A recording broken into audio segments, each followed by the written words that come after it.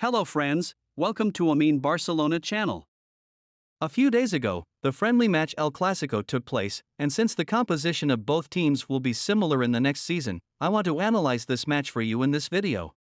Barcelona was in a situation where they had just lost their previous friendly match against Arsenal, and in the previous season, they had also conceded the last El Clasico to Real Madrid.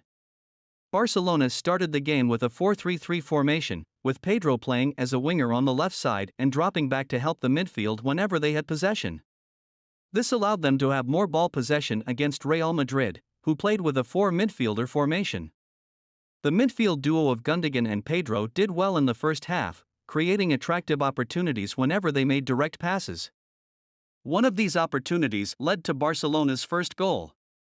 Gundogan passed the ball to Pedro, who beautifully set up Mendy in a goal-scoring position. Frenkie de Jong is one of the best midfielders Barcelona has had in the past 10 years. De Jong has consistently performed well in almost every El Clasico he has played.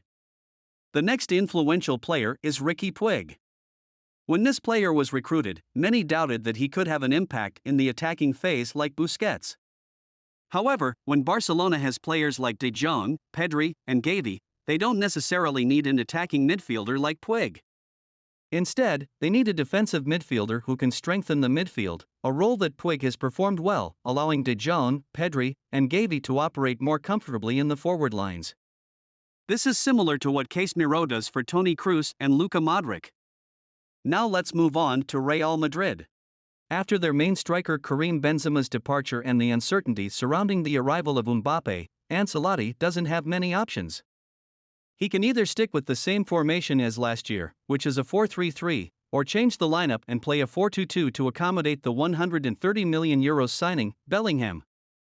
In the 4-3-3 system, there is no place for Bellingham in the lineup. Ancelotti said after the end of the game, "We played good football. The game was favorable and we looked satisfactory with and without the ball. We had our chances and were very active. The worst part of the game was our positioning on Barcelona's first goal. Afterwards, they pressed us intensely and managed to score 2 goals. It's a bitter defeat, but I took note of the positive points. It's not very natural to hit the post 5 times in a game, and it had never happened to me before. However, it's good that it happened in the preseason. In the second half, I played the younger players to see how they perform, and everything went well. After last night's defeat of Real Madrid against Barcelona in the preseason tour and El Clasico in Dallas, criticisms have been raised against Florentino Perez, the president of the club, due to the lack of proper reinforcement of the attacking line. The fans of the team heavily criticized Perez. The request of these fans is the definitive purchase of Mbappe this summer because they believe that without Karim Benzema, the absence of a lethal striker will ultimately be disappointing for them at the end of the season. These requests, of course, will be to the benefit of Paris Saint-Germain, as they can enter the negotiations from a strong position and secure more money. With Benzema leaving Real Madrid, the team has lost its goal-scoring forward.